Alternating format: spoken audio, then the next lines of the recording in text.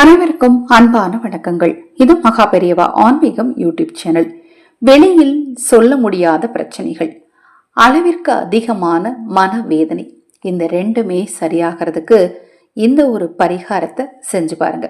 அடுத்தது பாத்தீங்கன்னா, இந்த பரிகாரத்தை நீங்க செய்யறதுனால நிம்மதியான உறக்கம் கிடைக்கும். உங்கள் கவலை என்பது அறவே தீரும்.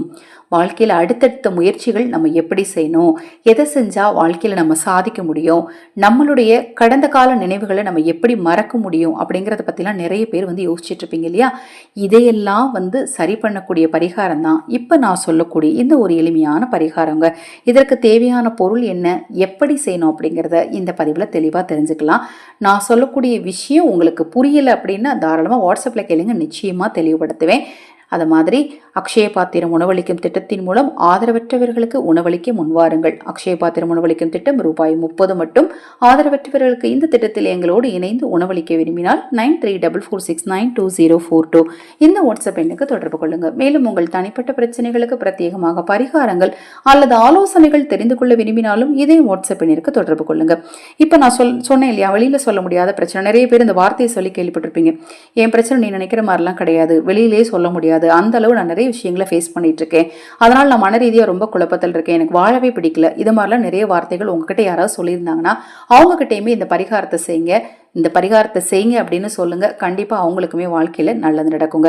இந்த பரிகாரத்துக்கு தேவையான முதல் பொருள் என்ன அப்படின்னு பாத்தீங்கன்னா, எருக்கையிலை பச்சையா கிடைச்சாலும் சரி, காஞ்சு கிடைச்சாலும் சரி, பழுத்து கிடைச்சாலும் சரி, அதாவது பழுத்த இலைகள் கூட செடி கீழே கிடக்கும் இல்லையா, அந்த இலைகள் கிடைச்சாலும் சரி எடுத்து நீங்க தாராளம் பயன்படுத்திக்கலாம். சுத்தமா கழுவிட்டு முதல்ல ஒரு பாட்டில்ல இப்ப நான் சொல்லக்கூடிய இந்த 2 எண்ணெயை மிக்ஸ் பண்ணி வச்சுக்கணும். அதுல முதல்ல என்னன்னு பாத்தீங்கன்னா, இலுப்பை எண்ணெய் ஒரு 50 ml வாங்கிக்கோங்க, வேப்ப எண்ணெய் ஒரு 50 ml வாங்கிக்கோங்க. ரெண்டையும் மிக்ஸ் பண்ணிக்கோங்க. மிக்ஸ் பண்ணிட்டு நீங்க எடுத்து வச்சிருக்க எருக்கை இலையில சிறிதளவு அந்த எண்ணெயை ஊற்றி அந்த எருக்கை இலையில நல்லா ஃபுல்லா மிக்ஸ், அதாவது தடவிடணும். ஃபுல்லா தடவிடணும், ரொம்ப ஊற்ற வேண்டாம், கொஞ்சமா, அதாவது 1-2 சொட்டு நீங்கள் ஊற்றினாலே போதும். அதுலேருந்து சிந்துற அளவுக்குலாம் ஊற்றக்கூடாது. அது மேலே நீங்கள் தடவுற அளவுக்கு ஊற்றிட்டு அதை நீங்கள் என்ன பண்ணணும் அப்படின்னு பார்த்தீங்கன்னா, 2 இலை எடுத்துக்கணும். எருக்கை இலை 2 இலை எடுத்துக்கணும். 2 இலையில் இந்த 2 எண்ணெயை மிக்ஸ் பண்ணிய கலவையை சிறிதளவு நீங்கள் இது பண்ணிவிட்டு அதை உங்களுடைய 2 கால்களுடைய பாதத்துலேயும் வச்சு கருப்பு நூலால் கட்டிடணும்.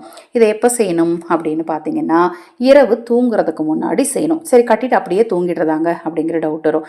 ஒரு 5-10 நிமிஷம் உங்ககிட்ட இருக்கட்டுங்க. அது உங்ககிட்ட இருக்கும்போது உங்ககிட்ட இருக்கக்கூடிய குழப்பங்கள், மன ரீதியான பிரச்சனைகள்லாம் சரியாகணும்னு உங்க இஷ்ட தெய்வத்தையும் குலதெய்வத்தையும் வேண்டிக்கோங்க. அதன் பிறகு அதை அவுத்துட்டு அந்த இலை இருக்கு இல்லையா, அந்த இலையை அதே கருப்பு நூலால நல்லா டைட்டா கட்டிட்டு உங்க தலையணை கடையில் ஒரு கவருக்குள்ள போட்டு கூட வச்சுக்கலாம். ஏன்னா அப்படி வச்சா பெட்ல எண்ணெய் ஆயிடும். ஒரு கவருக்குள்ள போட்டு கூட வச்சுக்கோங்க.